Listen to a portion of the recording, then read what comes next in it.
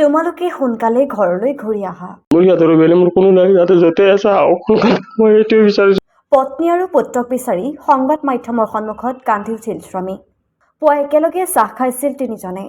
তাৰ পিছৰে পৰা সন্ধান নাই পত্নী আৰু পুত্ৰৰ।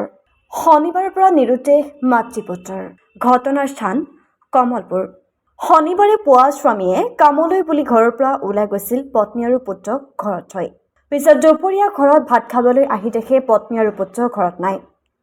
চাইকেল চলাই চলাই পত্নী পুত্ৰক বিচাৰি ফুৰিছে দুৰ্ভগীয়া স্বামীয়ে।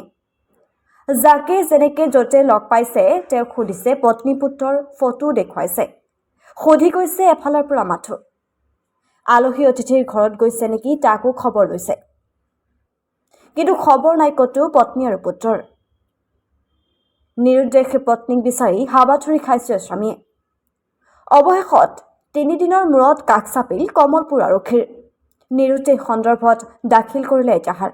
তাৰ পিছতো সন্ধান নাপায় কাষ চাপিলে সংবাদ মাধ্যমৰ। এই দুৰ্ভগীয়া স্বামীজনৰ নাম হৈছে দুল শৰ্মা। ঘৰ কমলপুৰ আৰক্ষী থানাৰ অন্তৰ্গত বৰডেকপাৰ গাঁৱত।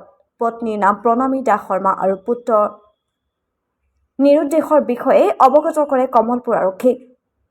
তাৰ পিছতে খবৰ নাপাই সংবাদ মাধ্যমৰ কাষ চাপে আৰু সংবাদ মাধ্যমক পত্নী আৰু পুত্ৰৰ যদি কোনোৱে সন্ধান পায় তেন্তে পত্নী পুত্ৰৰ বিষয়ে সন্ধান দিবলৈ 8486115064 নম্বৰত যোগাযোগ কৰিবলৈ অনুৰোধ জনায়। মোৰ নাম শ্ৰী দুল শৰ্মা, গাঁও বৰডেকপাল, থানা কমলপুৰ। যোৱা শনিবাৰৰ পৰা মোৰ মিছেছ আৰু মোৰ ল'ৰাটোক বিচাৰি পোৱা নাই। মই কামত গৈছিলোঁ ৰাতিপুৱা, তাতে চাহ তাহ বনাইছিল। তাৰপিছত কামৰ পৰা দুপৰীয়া যেতিয়া ভাত খাব ঘৰত নাই, বিচাৰিলোঁ, মই চবতে বিচাৰিলোঁ, ক'তো বিচাৰি পোৱা নাই। গতিকে মই এটা আহ্বান কৰিছোঁ অসমবাসী ৰাইজক, যোনে যাতে দেখা পায় যাতে মোক কিবা যাতে ইনফৰ্মেশ্যন দিয়ে। আৰু মই মিডিয়াৰ জৰিয়তে সকলোকে কৈছোঁ, সকলো চেনেলতে কৈছোঁ, যাতে মোক কিবা গম পালে কিবা জনালে হ'ল। কালি মই থানাত গৈছিলোঁ, আমাৰ কমলপুৰ থানাত, তাতো মই আজি দি থৈ আহিছোঁ। গতিকে মই এটাই বিচাৰিছোঁ, মোৰ সিহঁতৰ বেলেগ মোৰ কোনো নাই, যাতে য'তে আছে আহক সোনকালে, মই এইটোৱে বিচাৰিছোঁ। কোনোবাই যাতে ক'ৰবাত গম পালে মোক খবৰ দিলে হ'ল।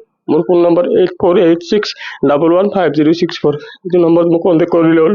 কোনোবাই য'তে দেখা পাই মোক বিচাৰি দিলে হ'ল, মই সেইটোৱে আশা কৰিছোঁ। থানাৰ পৰা এতিয়ালৈকে একো খবৰ পোৱা নাই। ব্যৱস্থা ল'ম বুলি কৈছে, মই আজি দি থৈ আহিছোঁ। বহুত ৰিকুৱেষ্ট কৰিছোঁ ছাৰহঁতকো, কৈছোঁ, ছাৰহঁতে কৈছে কিবা এটা কৰিম। সেইটো একো গম পোৱা নাছিলোঁ। মই কাম কৰোঁ, মই একো গম পোৱা নাছিলোঁ। আৰু যোৱা এমাহৰ পৰা আমাৰ মোবাইলটোও বেয়া হৈছে, একো গম পোৱা নাছিলোঁ। ৰাতিপুৱা নিজে চাহ দিছে, ভাত দিছে, মাছ ৰাখিছে, মাছ বনাইছে, তাৰপিছত ক'ত গ'ল কি হ'ল মই একো গমেই নাপালোঁ। 4.5 বছৰ মই ল'ৰাটোৰ অবিহনে কেনেকৈ থাকিম, তাইৰ অবিহনে। আজি 4 দিন হ'ল, দেউতা বুলি একবাৰ মাতা নাই ল'ৰাটোৱে মোক। গতিকে কোনে দেখা পাই মোক যাতে খবৰটো কৰিলে হ'ল, এইটো আশা কৰিছোঁ।